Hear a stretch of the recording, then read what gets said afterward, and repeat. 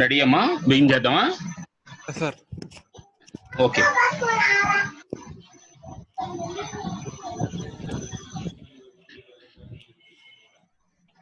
Last session లో మనం కొన్ని ఆపరేటర్స్ కంప్లీట్ చేసాం. పైథాన్ లో రిచ్ సెట్ ఆఫ్ ఆపరేటర్స్ ఉంటాయి అనుకున్నాం. దాంట్లో అర్థమెటిక్ లో మీరు గమనించాల్సింది ఏంటంటే 2 కొత్త ఆపరేటర్స్ ఉన్నాయి. ఫ్లోర్ డివిజన్ ఒకటి, తర్వాత ఎక్స్పోనెంట్ అంటే పవర్ ఆపరేటర్ అంటారు. సో ఆ 2 కొత్తగా వచ్చినాయి. నెక్స్ట్ రిలేషనల్ ఆపరేటర్స్ సేమ్ సిలో లాగానే ఉంటాయి. సి లాంగ్వేజ్ లో ఎలా అయితే రిలేషనల్ ఆపరేటర్స్ ఉన్నాయి అవే ఉంటాయి. కాకపోతే దాన్ని రెండు భాగాలుగా డివైడ్ చేసాం. ఒకటి ఏంటంటే కంపారిజన్ ఆపరేటర్స్ కింద greater than, less than, greater than or equal to, less than or equal to పెట్టాం. నెక్స్ట్ ఈక్వాలిటీ ఆపరేటర్స్ కింద is equal to and not equal to 2 operators ని ఈక్వాలిటీ ఆపరేటర్స్ కింద పెట్టాం. యాక్చువల్ గా అది కూడా రిలేషనల్ ఆపరేటర్సే కాదు, 2 కేటగిరీ ఇచ్చేసాం, సబ్ కేటగిరీ ఇచ్చేసాం. నెక్స్ట్ లాజికల్ ఆపరేటర్ చెప్పాను. లాజికల్ ఆపరేటర్స్ అన్ని కూడా ఇంగ్లీష్ సింబల్స్, ఇంగ్లీష్ వర్డ్స్ లాగా ఉంటాయి. And, or, not. అవి బూలియన్ ఆన్సర్స్ పంపిస్తాయి అని చెప్తున్నాం. ఓకే, ఇంతవరకు మనం కవర్ చేసాం. తర్వాత ఈరోజు సెషన్ లో కొత్త ఆపరేటర్స్ చూద్దాం. సో ఇప్పుడు నేను చెప్పే ఆపరేటర్ కూడా ఆల్రెడీ మీకు సిలో ఉంది, కాకపోతే దాన్ని అక్కడ కండిషనల్ ఆపరేటర్ అనే పేరుతో మీరు నేర్చుకొని ఉంటారు. దాని symbol question mark colon. C language లో చెప్పేటప్పుడు క్వశ్చన్ మార్క్ కోలన్ అని చెప్తారు. సో ఇఫ్ ఎల్స్ స్టేట్మెంట్స్ కి ఆల్టర్నేటివ్ గా ప్రోగ్రామ్ చేసేటప్పుడు ఇఫ్ ఎల్స్ వాడకుండా 2 నెంబర్స్ లో బిగ్గెస్ట్ కనుక్కోండి, ఇలాంటి అప్లికేషన్స్ ఇస్తుంటారు. 2 నెంబర్స్ లో బిగ్గెస్ట్ కనుక్కోండి, బట్ ఇఫ్ ఎల్స్ రాయకుండా చేయండి. అప్పుడు వెంటనే మీరు కండిషనల్ ఆపరేటర్ ని వాడాల్సి ఉంటుంది. ఆ కండిషనల్ ఆపరేటర్ సిలో మీరు చూసుంటారు. అది ఎలా ఉంటుంది సి లాంగ్వేజ్ లో అంటే question mark colon, page symbols వస్తాయి మీకు, ఇలా క్వశ్చన్ మార్క్ కోలన్ అని చెప్తారు. దాన్ని అక్కడ కండిషనల్ ఆపరేటర్ అని పిలుస్తారు. కండిషనల్ ఆపరేటర్, కండిషనల్ ఆపరేటర్ గా పిలుస్తారు. దాని సింబల్ వచ్చేటప్పటికి క్వశ్చన్ మార్క్ కోలన్, ఇలా క్వశ్చన్ మార్క్ కోలన్ పెడతారు. ఈ పేరు ఇన్ని ఉంటారు మీరు. దీనికి బేసిక్ గా సింటాక్స్ సిలో చెప్పేటప్పుడు ఏం చెప్తారు? సో మీరు ఎక్స్ప్రెషన్ 3 తీసుకోండి. ఎక్స్ప్రెషన్ 3 పక్కన క్వశ్చన్ మార్క్, అంటే ఎక్స్ప్రెషన్ 3 అంటే కండిషన్. ఇది కనుక ట్రూ అయితే నాకు ఎక్స్ప్రెషన్ 2 రావాలి, లేదంటే ఎక్స్ప్రెషన్ 1 రావాలి, అంటే ఫాల్స్ అయితే. సో లేదా నంబర్స్ మీకు కన్ఫ్యూజ్గా ఉంటే నేను సీరియల్గా వేస్తా. ఎక్స్ప్రెషన్ 1 అనేది కండిషన్ అనుకోండి, ఎక్స్ప్రెషన్ 1 ఇది కండిషన్ అనుకోండి. తర్వాత ఎక్స్ప్రెషన్ 2 అనేది ట్రూ ఆన్సర్, ఆ తర్వాత ఎక్స్ప్రెషన్ 3 అనేది false answer. True answer, false answer మధ్యలో కోలన్ అనేది ఉంటుంది. సో ఎక్స్ప్రెషన్ 1 దగ్గర మీరు ఆల్వేస్ కండిషన్ రాయాలి, అంటే రిలేషనల్ ఆపరేటర్తో కండిషన్ రాస్తాం ఇక్కడ.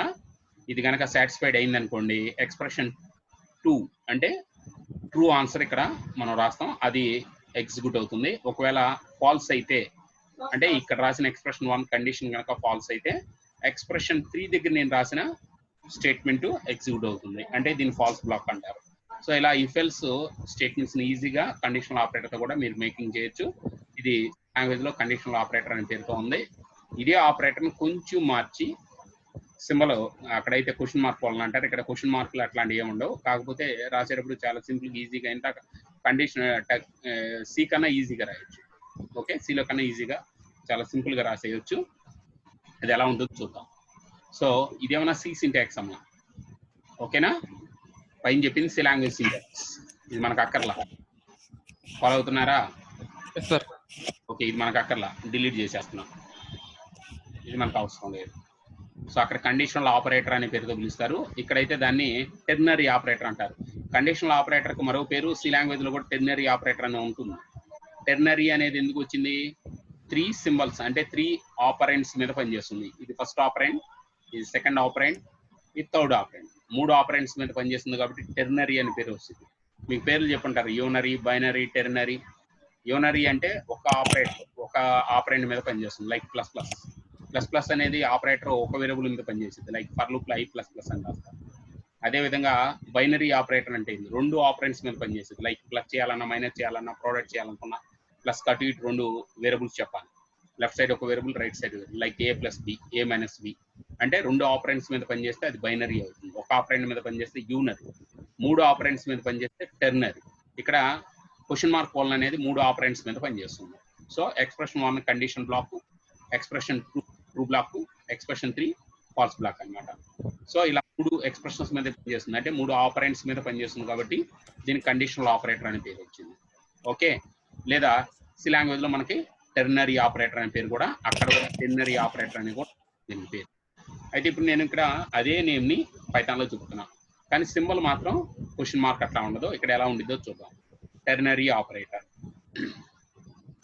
టెర్నరీ ఆపరేటర్ ను కూడా ఇక్కడ కూడా ఇఫ్ ఎల్స్ ని ఆల్టర్నేటివ్ గా రాసుకుంటానికి వాడతారు. సింపుల్ గా ఈజీగా రాసేయచ్చు.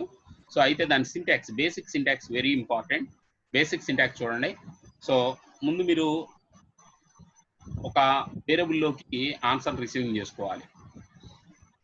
సో అక్కడలాగానే ఇక్కడ ఎక్స్ప్రెషన్ 3 ప్లేస్ లో ఎక్స్ప్రెషన్ 1 ప్లేస్ లో కండిషన్ రాస్తాం. ఆ కండిషన్ కి మ్యాచింగ్ అయిన వాల్యూ ఎక్స్ లోకి వస్తుంది.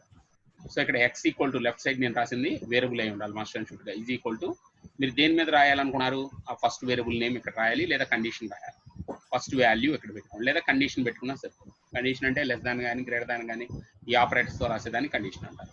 దీని పక్కన రాయాలి ఇంగ్లీష్ లో ఈఫ్ అనే వర్డ్ రాయాలి. ఈఫ్ ఇక్కడ రాసిన ఈ ఫస్ట్ వాల్యూ ఎప్పుడు రావాలి, మీరు రాసిన కండిషన్ సాటిస్ఫైడ్ అయితే, మీరు రాసిన కండిషన్ సాటిస్ఫైడ్ అయితే ఇక్కడ నేను రాసిన ఫస్ట్ వాల్యూ ఏదైతే రాస్తానో ఆ వాల్యూ ఎక్స్ లోకి వెళ్ళమని అర్థం.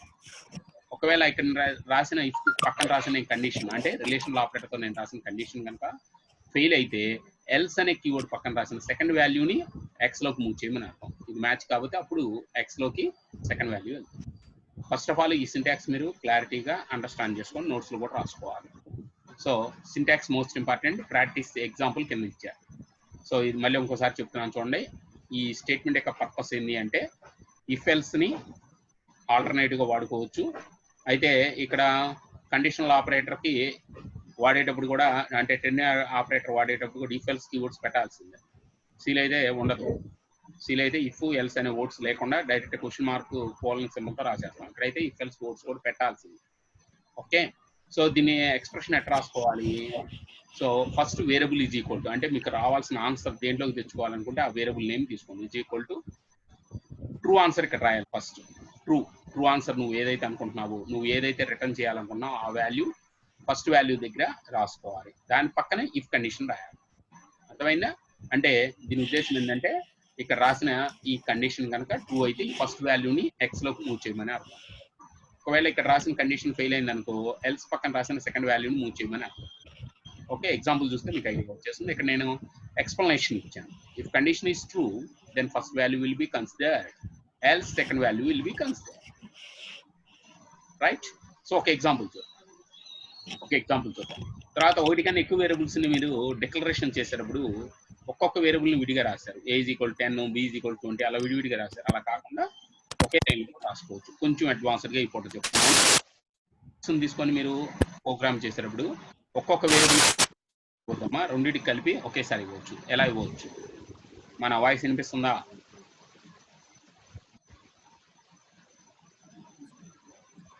హలో హలో ఫాలో అవుతున్నారా? హలో సార్ మీ వాయిస్ కట్ అవుతుంది సార్. అదే మీరు నాకు మధ్యలో చెప్తూ ఉండండి, తెలుస్తుంది.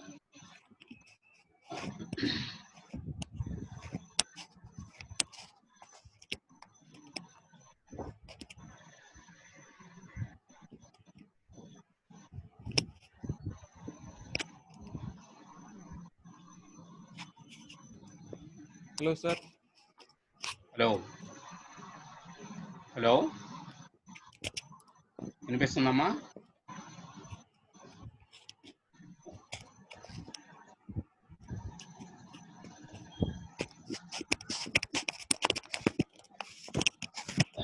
Hello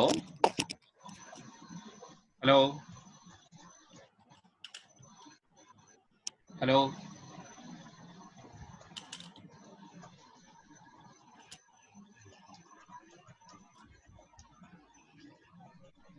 hello hello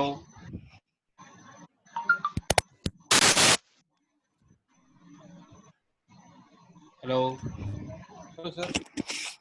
hello hello hello hello sir. Hello hello hello వినిపిస్తుందమ్మా? హలో ఇప్పుడు బాగానే ఉంది సార్. ఓకేనా? Okay sir. Okay. So ternary operator meaning అర్థమవుతుందా? Yes sir. సో జనరల్ గా కండిషనల్ ఆపరేటర్ కి ఈక్వలెంట్ గా ఉంటుంది ఇది. సో అయితే రాసేటప్పుడు ప్యూర్ ఇంగ్లీష్ స్టేట్మెంట్ గా రాసేస్తాం. ఇక్కడ సింబల్స్ లాంటివి ఏమి ఫాలో అవ్వం. క్వశ్చన్ మార్క్ కోలన్ అట్లాంటి ఇక్కడ ఏమి ఉండవు. ప్లెయిన్ ఇంగ్లీష్ లో రాసేయటమే. సో ఫస్ట్ మీరు అసైన్ చేయండి. మీకు కావాల్సిన వాల్యూని ఫస్ట్ ఒక వేరియబుల్ లోకి అసైన్ చేయండి. ఎలా అసైన్ చేయాలంటే ట్రూ ఆన్సర్ అయినప్పుడు మీకు ఏ వాల్యూ అయితే ఓకే అనుకుంటారో దాన్ని ఫస్ట్ వాల్యూ దగ్గర రాయండి. ట్రూ అయినప్పుడు మీకు కావాల్సిన ఆన్సర్ దేంట్లో నుంచి రావాలో ఆ వాల్యూ ఇక్కడ రాయండి. దాని తర్వాత కండిషన్ రాయాలి. ఒకవేళ ఫాల్స్ అయితే ఎల్స్ పక్కన సెకండ్ వాల్యూ రాయండి. ఆ సెకండ్ వాల్యూని తీసుకోండి. ఒక ఎగ్జాంపుల్ చూస్తే మీకు ఐడియా వచ్చేస్తుంది. చూడండి, ఒకటి కన్నా ఎక్కువ వేరియబుల్స్ ని ఒకేసారి మీరు డిక్లేర్ చేయొచ్చు. ఎలా డిక్లేర్ చేయొచ్చు? సో ఇండివిజువల్ గా డిక్లరేషన్ నేర్పించే కదా లాస్ట్ సెషన్ లో. ఉదాహరణకి ఏలో 10 పెట్టుకోవాలి. ఫస్ట్ లైన్ లో a = 10 రాశారు. ఎంటర్ చెప్పి సెకండ్ లైన్ లో మళ్ళీ b = 20 అలా రాశారు. అలా కాకుండా ఒకే లైన్ లో కూడా పైథాన్ లో రాయొచ్చు. సో ఎలా అంటే కామా ఆపరేటర్ సపోర్ట్ తీసుకోండి. a, b ఇవి రెండు వేరియబుల్స్. = ఒకసారి పెట్టుకోండి. లిస్ట్ ఆఫ్ వాల్యూస్ పక్కన ఇచ్చేసాయి. అంటే ఫస్ట్ వాల్యూ ఏలోకి వెళ్ళిపోతుంది, సెకండ్ వాల్యూ బీలోకి వెళ్ళిపోతుంది. సో లెఫ్ట్ సైడ్ ఉన్న రెండు వేరియబుల్స్ మధ్యలో కామా ఉండాలి, రైట్ సైడ్ ఉన్న రెండు వాల్యూస్ మధ్యలో కూడా కామా ఉండాలి, మధ్యలో ఒక అసైన్మెంట్ ఆపరేటర్ = ఈ లైన్ ఫాలో అయ్యారా మీరు? Yes sir. ఓకే. నౌ ఇప్పుడు కండిషనల్ ఆపరేటర్ ఇంప్లిమెంటేషన్ చేసే ఈ స్టేట్మెంట్ పైన రాసిన సింటాక్స్ ప్రకారం ఇక్కడ ఎగ్జాంపుల్ రాశాను చూడండి. ఏ బిల్లో నేను ఏమనుకుంటున్నానంటే ఏది చిన్నది లేదా ఏది పెద్దది, దీన్ని నేను అప్లై చేయాలనుకుంటున్నాను. సో ఇక్కడ నేను కండిషన్ దగ్గర a b అని రాశాను. అంటే a<b అంటే ఏంది? ఏ బి కన్నా చిన్నదా అని అడుగుతున్నా. ఏలో ఉంది, బిలో 20 ఉంది. నిజమే కదా? a<b అనేది ట్రూయేగా. So true. అయితే నేను ఎక్స్ లోకి నేను ఆన్సర్ ఎంత తీసుకోమంటున్నాను? ఈ రెండింటిలో ఏది పెద్దది ఏది చిన్నది అనే దాని ప్రకారం నేను ఆన్సర్ తీసుకోమంటున్నాను. Don't confuse. కొంచెం కొత్తగా రాశాను నేను. జనరల్గా అయితే ఏలో వాల్యూ ఎక్కడ, బిలో వాల్యూ ఎక్కడ పెడతా ఉంటారు. నేను అలా రాయకుండా వేరే వాల్యూస్ తీసుకుంటున్నాను. అంటే ఈ కండిషన్ ట్రూ అయితే నాకు ఆన్సర్ 30 రావాలి. ఈ కండిషన్ ఫాల్స్ అయితే నాకు ఆన్సర్ 40 రావాలి. అది నా ఉద్దేశం. జనరల్ గా అందరు చెప్పేటప్పుడు 10, 20నే మళ్ళీ ఇక్కడ పెడతా ఉంటారు. అలా కాకుండా కొంచెం వేరే ఆన్సర్ మీకు అండర్స్టాండింగ్ కోసం చెప్తున్నా. అంటే ట్రూ అయితే ఈ వాల్యూ రావాలి బయటికి, ఫాల్స్ అయితే ఈ వాల్యూ రావాలి.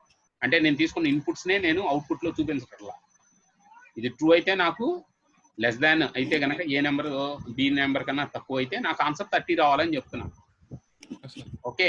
ఒకవేళ కాకపోతే నాకు ఆన్సర్ 40 రావాలి. ఓకేనా? ఆ మోడల్ ప్రకారం నేను చెప్తున్నాను. ఓకేనా? క్లాస్ రూమ్ లో ఇలా చెప్పరు.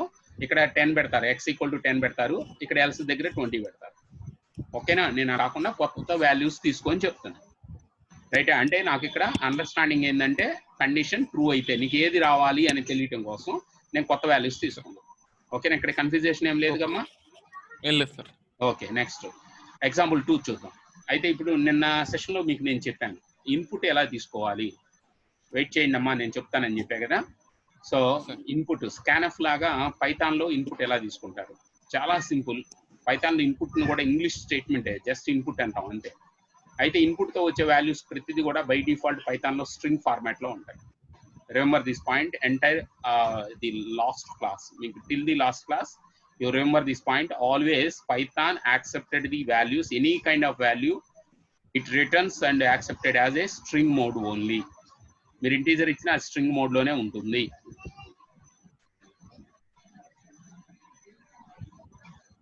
ఎవరు రమణ అనే స్టూడెంట్ వస్తున్నారు.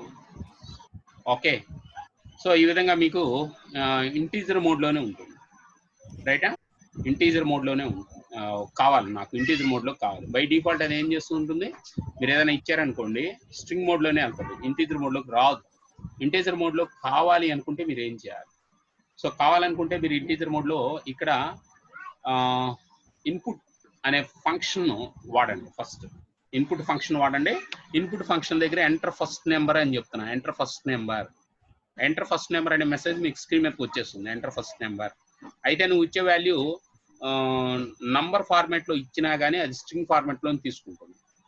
అందుకోసం నేను ఏం చేస్తున్నాను, మీకు టైప్ కాస్టింగ్ చెప్పాను, గుర్తుందా? ఎస్. దాని ప్రకారం నాకు ఇన్పుట్ అయిన వాల్యూ స్ట్రింగ్ ఓరియంటెడ్ లో నుంచి ఇంటీజర్ లోకి బయటికి రావాలి. కాబట్టి దీనికి ముందు టైప్ కాస్ట్ ఫంక్షన్ ఏమి రాశాను? ఇంట్ అనే టైప్ కాస్టింగ్ ఫంక్షన్. ఒక ఫంక్షన్ ఇంకో ఫంక్షన్ చైన్ మాదిరి రాసుకోవచ్చు అని చెప్తున్నాగా. సో ఇక్కడ టైప్ కాస్టింగ్ ఫంక్షన్ వాడా. ఇంటూ మీరు రాయకపోతే బై డిఫాల్ట్ ఇక్కడ నువ్వు ఇచ్చే నెంబరు ఏది ఇచ్చినా స్ట్రింగ్ మోడ్ లో ఉంటుంది కాబట్టి దాని మీద మీరు ఎక్స్ప్రెషన్స్ ఏమైనా రాసేటప్పుడు ప్రాబ్లం అవుతుంది. అందుకని డైవర్ట్ చేయండి, ఇంటిలోకి డైవర్ట్ చేయండి. అంటే నువ్వు 10 ఇచ్చావమ్మా, 10 స్ట్రింగ్ లో ఉంటుంది, అంటే డబుల్ కోట్స్ లో ఉంటుంది.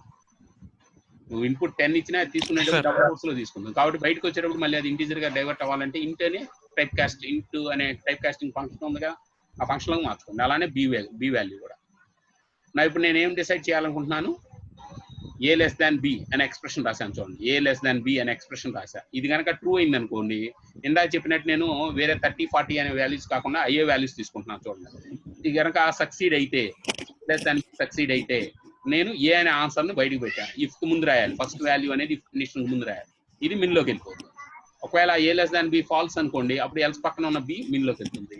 దాని కింద రెగ్యులర్ ప్రింట్ ఫంక్షన్ ద్వారా మినిమం వాల్యూ అంత అనేది నేను ప్రింట్ చేశాను. ఓకే, దాని కింద ప్రింట్ ఫంక్షన్ వాడి రెగ్యులర్ గా మీకు మిన్ వాల్యూ ఎంత వచ్చిందో అది ప్రింట్ చేయడం జరిగింది. ఓకే, అవుట్పుట్ కూడా కింద ఇచ్చాను చూడండి. అవుట్పుట్ కూడా మీకు enter first number, enter second number ఏమొచ్చింది కూడా ఇచ్చారు. అలానే టెర్నరీ ఆపరేటర్ నెస్టింగ్ చేయొచ్చు. అంటే ఒక టెర్నరీ ఆపరేటర్ లో ఇంకొక టెర్నరీ ఆపరేటర్ రాయొచ్చు. ఒక టెర్నరీ ఆపరేటర్ లో ఇంకొక టెర్నరీ ఆపరేటర్ రాయొచ్చు. Okay sir, right. సో దాన్ని నెస్టింగ్ టెర్నరీ ఆపరేటర్ అంటారు. నెస్టింగ్ టెర్నరీ ఆపరేటర్ అంటారు. ఎలా రాయాలి, నేను 3 నెంబర్స్ లో బిగ్గెస్ట్ కనుక్కోవడం చెప్తాను చూడండి. 3 నెంబర్స్ లో బిగ్గెస్ట్ కనుక్కోవాలి. మీకు 2 నెంబర్స్ లో బిగ్గెస్ట్ కనుక్కోవాలంటే లెస్ దాన్ బదులు గ్రేటర్ దాన్ అయ్యింది, అంతే సరిపోతుంది, ఇంకేం మార్చక్కర్లా. లెస్ దాన్ బదులు గ్రేటర్ దాన్ పెట్టు చాలు, అప్పుడు బిగ్ నెంబర్ వస్తుంది. అదే 3 నెంబర్స్ లో బిగ్గెస్ట్ కనుక్కోవాలంటే అలాంటి అప్లికేషన్స్ ఎలా చేస్తారు సార్? ఇందాక 2 నెంబర్స్ కాబట్టి ఏబి అని తీసుకున్నా, 3 నెంబర్స్ కాబట్టి ఏబిసి అని 3 రాసుకోండి, ఇన్పుట్ ఫంక్షన్ తో రాసేసుకోండి. అయితే ఇన్పుట్ ఫంక్షన్ ద్వారా నాకు వచ్చే వాల్యూ స్ట్రింగ్ లో ఉంటుంది కాబట్టి టైప్ కాస్ట్ ఇంట్ ఫంక్షన్ ద్వారా రిసీవ్ చేసుకోండి. ఓకే, తర్వాత నేను ఇక్కడ టెర్నరీ ఆపరేటర్ ఎలా రాస్తాను చూడండి. ఫస్ట్ మినిమమ్ కి కాబట్టి ఏ లెస్ దాన్ బి రాశాను. ఇది ట్రూ అయితే నాకు ఏ బయటికి రావాలి. ఓకే, అట్లానే అండ్ ఇక్కడ దాకా చూడాలి మీరు, మొత్తం కలిపి కండిషన్, డోంట్ కన్ఫ్యూజ్. ఇది మొత్తం ఒకే కండిషన్. కంజక్షన్ ఆపరేటర్ మధ్యలో అండ్ పెట్టారు చూడు. ఏ లెస్ దాన్ బి అయి ఉండాలి, ఏ లెస్ దాన్ సి అయి ఉండాలి. అప్పుడు మాత్రమే ఏది బయటికి వెళ్ళాలి, ఏ వెళ్తుంది. అంటే ఇది ట్రూ, ఇది ట్రూ లాగా. ఈ మొత్తం కండిషన్ ట్రూ అయితే అప్పుడు ఏ బయటికి మిన్లోకి. ఒకవేళ కాకపోతే ఎల్స్ పక్కన రాసిన బి తీసుకుంది.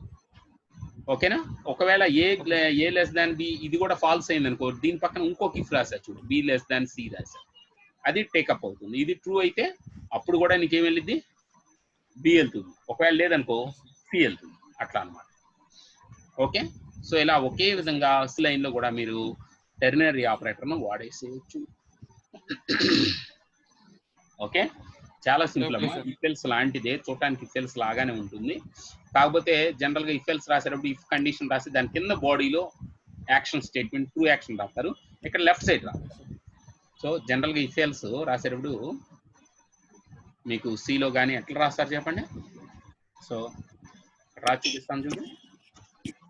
జనరల్ గా if A greater than B అని రాసి ఇది ట్రూ అయితే దానికి సంబంధించిన యాక్షన్ పార్ట్ స్టేట్మెంట్ దాని కింద ఎట్లా రాస్తారు, దాని కింద రాస్తారు. ఏంటంటే లైక్ ఏ ఈజ్ బిగ్ అని రాస్తారు, దీని కింద రాస్తారు. Action part statement true answer రాస్తాడు. ఒకవేళ కాదనుకో దాని కింద ఫాల్స్ ఆన్సర్ రాస్తారు. ఇలా రాస్తారు కదా, ఇది సిలో ఇలా రాస్తారు.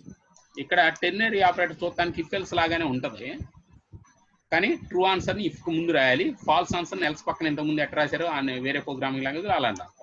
ఎల్స్ బ్లాక్ లో మార్పు ఏం లేదు, ట్రూ పార్ట్ లో మాత్రం బిఫోర్ రాయాలి. అంటే ట్రూ ఆన్సర్ కండిషన్ కు ముందు, సో కండిషన్ కి ముందు ఆన్సర్ రాయాలి. సో ఇక్కడ ఏ రాశారు, కండిషన్ కి ముందు రాయాలి. కండిషన్ కి ముందు ఏని నేను మూవ్ చేయమని చెప్తాను. ఓకేనా, ఆ కొంచెం డిఫరెన్స్ ని మీరు అండర్స్టాండ్ చేసుకోగలిగితే సి సింటాక్స్ ని ఇంప్లిమెంటేషన్ చేసినట్టు అవుతుంది. ఓకే, ఆ కొంచెం మీరు డిఫరెన్స్ ని అర్థం చేసుకోవాలి ఇక్కడ ఎలా ఉంటుంది. ఎందుకంటే 2-3 ప్రోగ్రామింగ్ లాంగ్వేజెస్ నేర్చుకునేటప్పుడు జనరల్ గా కన్ఫ్యూజేషన్ ఉంటుంది, సింటాక్స్ కన్ఫ్యూజేషన్ ఉంటుంది.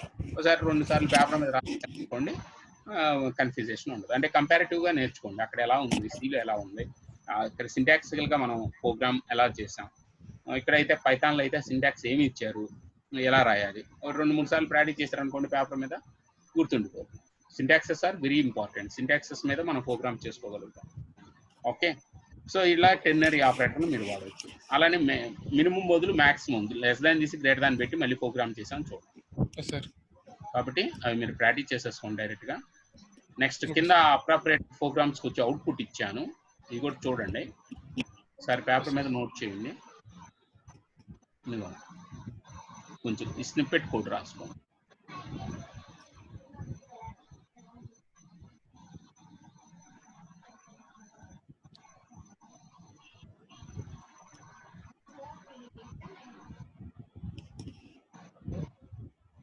ఇది టెర్నరీ 2 వేరియబుల్స్ మీద కూడా రాశారా? సార్ రాశాను సార్. అది రాశారు కదా. 3 వేరియబుల్స్ మీద ఎలా రాశాను సార్. అది కూడా వేరియబుల్స్ మీద ఓకే. 3 వేరియబుల్స్ మీద అయితే ఎలా? నెస్టింగ్ అయితే ఎలా ఉంటుంది? నెస్టింగ్ కూడా రాశారా? రాశాను సార్. ఓకే, నెస్టింగ్ కూడా అయిపోయింది. మినిమం ఆపోజిట్ మ్యాక్సిమం ఏం లేదు, లెస్ దాన్ తీసి గ్రేటర్ దాన్ పెట్టాం అంతే. సార్ అర్థమైంది సార్, అంతా సేమే. నెక్స్ట్ స్పెషల్ ఆపరేటర్స్ ఉన్నాయి. టెర్నరీ ఆపరేటర్ మీద మొత్తం చెప్పేసాను. టెర్నరీ ఆపరేటర్ వాటి యొక్క ఎక్స్ప్లెనేషన్ అంతా అయిపోయింది. దాంట్లో కూడా మల్టిపుల్ టెర్నరీ ఆపరేటర్ ఎలా వాడతారు అంటే నెస్టింగ్ టెర్నరీ ఆపరేటర్ ఎలా వాడతారు కూడా చెప్పాం. తర్వాత స్పెషల్ ఆపరేటర్స్ ఉంటాయి పైథాన్. ఏంటవి? ఇవి కూడా ఇంగ్లీష్ వర్డ్స్ లాగానే ఉంటాయి. వీటిని స్పెషల్ ఆపరేటర్స్ అంటారు. దీంట్లో మొదటిది identity operator. Identity operator so ఇది ఎక్కువగా అడ్రస్ కోసం వాడతారు. జనరల్ గా ఐడి అనే ఫంక్షన్ చెప్పాను. ఏదైనా ఒక ఆబ్జెక్ట్ యొక్క అడ్రస్ ఎక్కడ అంటే అది హెక్సాడెసిమల్ ఫార్మాట్ లో మీకు ఆబ్జెక్ట్ యొక్క అడ్రస్ ని పంపిస్తుంది అని చెప్పాను. ఐడి ఫంక్షన్ తో మనం క్రియేట్ చేసే ప్రోగ్రామ్ లో ఒక వేరియబుల్ అడ్రస్ కానీ లేదా ఒక క్లాస్ ఎలిమెంట్ అంటే ఆబ్జెక్ట్ అడ్రస్ కానీ మీరు ఫైండ్ అవుట్ చేయండి. అంటే ఒక ఎలిమెంట్ యొక్క అడ్రస్ రెండో ఎలిమెంట్ యొక్క అడ్రస్ రెండు సేమా కదా అనుకోండి, దానికి స్పెషల్ ఆపరేటర్ ఈజ్ అనేది వాడాలి. స్పెషల్ ఆపరేటర్ ఈజ్ అనేది. ఒకవేళ కాదు, సమానం కాదు అంటే వేరు వేరు మెమరీ బ్లాక్ లో ఉన్నాయి, సేమ్ మెమరీ బ్లాక్ లో లేవు అంటే ఒకే మెమరీ బ్లాక్ 2 పేర్లు పెట్టుకోవచ్చు అనేది వరకు కూడా చెప్తాం. అప్పుడు వాడి యొక్క అడ్రస్ ఏంటంటే సేమ్ అవుతుంది. అట్లా కాకుండా వేరు వేరు మెమరీ బ్లాక్స్ ఉన్నాయి అనుకున్నప్పుడు ఈజ్ నాట్ అనే ఆపరేటర్ ట్రూ అవ్వాలి. ట్రూ అయితే వేరు వేరు మెమరీ బ్లాక్స్ లో ఉన్నాయి అర్థం. ఫాల్స్ అంటే సేమ్ మెమరీ బ్లాక్ లో ఉన్నాయి. సో ఈజ్ ఎప్పుడు వాడాలి, ఈజ్ నాట్ ఎప్పుడు వాడాలి అంటే మనకి ఇచ్చే క్వశ్చన్ సందర్భాన్ని బట్టి మనం వాడతాం. ఈ రెండు కూడా ఇంగ్లీష్ వర్డ్స్ లోనే ఉంటాయి. వీటిని ప్రత్యేకంగా ఐడెంటిటీ ఆపరేటర్స్ అని పిలుస్తారు. అంటే బ్లాక్స్ యొక్క మెమరీ అడ్రసెస్ ని కంపారిజన్ చేయడానికి ప్రోగ్రామ్ లో ఈ ఈజ్ నాట్ వాడతారు. ఇక్కడ ఎగ్జాంపుల్ గా చూడండి, ఈజ్ నాట్ కి ఎగ్జాంపుల్ గా 2 ఇంగ్లీష్ సెంటెన్సెస్ రాస్తాయి. ఇక్కడ R1 R2 అనేవి ఆబ్జెక్ట్ నేమ్స్. R1 R2 అనేవి 2 వేరు వేరు ఆబ్జెక్ట్ నేమ్స్. ఆ 2 ఈక్వల్ అని చెప్పడానికి ఈజ్ ఈక్వల్ సైన్ పెట్టకూడదు మధ్యలో. వాటి లోపల ఉన్న కంటెంట్ మ్యాచ్ చేయాలంటే is double equal to sign ఉంది కదా, ఈక్వల్ అది వాడాలి. లోపల కంటెంట్ అంటే R1 లో ఉన్న వాల్యూ R2 లో ఉన్న వాల్యూకి సమానమా అని చెప్పడం కోసం. అట్లా కాకుండా R1 R2 రెండు ఒకే ఆబ్జెక్ట్ కు పాయింట్ చేసినయ్యా అంటే R1 లో ఏ డేటా అయితే ఉందో R2 లో కూడా అదే డేటా ఉంటే ఏం చేసిద్ది అని చెప్పాను. పైథాన్ ఆల్రెడీ ఉన్న మెమరీని షేర్ చేసిద్ది అని చెప్పాను. కొత్త మెమరీ క్రియేట్ చేయదని చెప్పాను. గుర్తుందా మీకు? ఓకే, దాని ప్రకారం ఇక్కడ ఈజ్ అనే ఆపరేటర్ ని మనం ఉపయోగించి ఐడెంటిటీ అంటే ఫైండ్ అవుట్ చేయొచ్చు. సో ఏమనంటే 2 ఆబ్జెక్ట్స్ ఒకే అడ్రస్ కలిగి ఉండయండి అంటే ఒక వేరియబుల్ ఫిజికల్ గా మెమరీ కలిగి ఉంది, రెండో వేరియబుల్ ఆ మెమరీని షేర్ చేసుకుంటుంది అని అర్థం. అంటే రెండిట్లో సేమ్ కంటెంట్ ఉన్నప్పుడు కూడా ఇది జరుగుతుంది.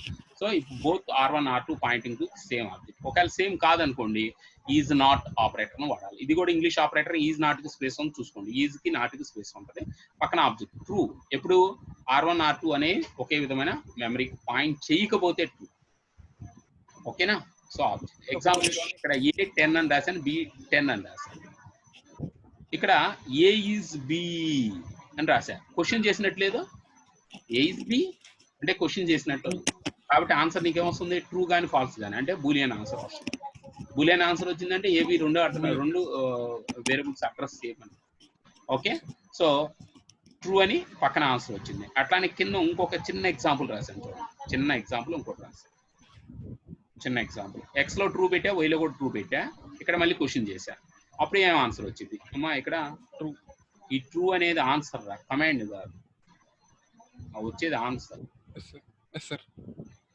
రెండిట్లో సేమ్ వాల్యూ ఉన్నప్పుడు ఒకే మెమరీని వాడుకుంటుంది. రెండు వేరు వేరు వేరియబుల్స్ కాదు, ఒకదానికి ఒకటి క్లోన్ అని అర్థం. అంటే ఎక్స్ ఒరిజినల్, వై డూప్లికేట్ అని అర్థం. సింపుల్ గా చెప్పాలంటే అర్థమైందా? ఎక్స్ వై రెండు వేరు వేరు మెమరీలో ఉండవు. ఎక్స్ మెమరీలోనే వై కూడా ఉంటుంది. అంటే ఎక్స్ అడ్రస్ ని వైలో షేర్ చేసుకుంటాం. కాబట్టి ఎక్స్ లో ఆన్సర్ సేమ్ ఉంది, వైలో ఆన్సర్ సేమ్ ఉన్నప్పుడు వైలో ప్రత్యేకంగా వేరియబుల్ క్రియేట్ అవుతుంది. ఎక్స్ అడ్రస్ తెచ్చి వైలో పెట్టుకుంది సింపుల్ గా అంతే. కాబట్టి నేను వై రెఫర్ చేస్తే ఎక్స్ లో ఏముందో చూసి ఎక్స్ లో ట్రూ ఉంటే వైలో కూడా ట్రూ ఉన్నట్టే. కోడ్ లో ఎప్పుడైతే ఇలా రాస్తారో అది ఆటోమేటిక్ షేరింగ్ అయిపోయింది. ఓకేనా? అది పైథాన్ లో ఒక మెమరీ సేవింగ్ కాన్సెప్ట్స్ ఇవన్నీ. వేరే లాంగ్వేజ్ లో ఇలా ఉండవు. రెండు వేరు మెమరీ బ్లాక్స్ లో క్రియేట్ అవుతాయి, రెండు వేరు అడ్రస్ లో కలిగి ఉంటాయి. పైథాన్ లో మాత్రం సేమ్ వాల్యూ ఇచ్చినప్పుడు ఒకే మెమరీని అది షేర్ చేసుకుంటుంది. సో కొంచెం మెమరీ మేనేజ్మెంట్ పైథాన్ లో చాలా బాగుంటుంది. ఓకేనా? లార్జ్ అప్లికేషన్స్ డెవలప్ చేసేటప్పుడు మెమరీ ప్రాబ్లమ్స్ వస్తూ ఉంటాయి. పైథాన్ లో ఆ ప్రాబ్లం లేదు. ఓకేనా? C++, జావా అండ్ ఈవెన్ జావాలో కూడా మీకు మెమరీ లీకేజ్ ప్రాబ్లమ్స్, మెమరీ ఎక్కువ లార్జ్ అప్లికేషన్స్, పెద్ద అప్లికేషన్స్ డెవలప్ చేసినప్పుడు, ప్రాజెక్ట్స్ డెవలప్ చేసినప్పుడు సార్ ర్యామ్స్ ఇన్సఫిషియంట్ అవుతాయి సార్ మనం క్రియేట్ చేసిన దాంట్లో అని కంప్లైంట్స్ ఇస్తూ ఉంటారు.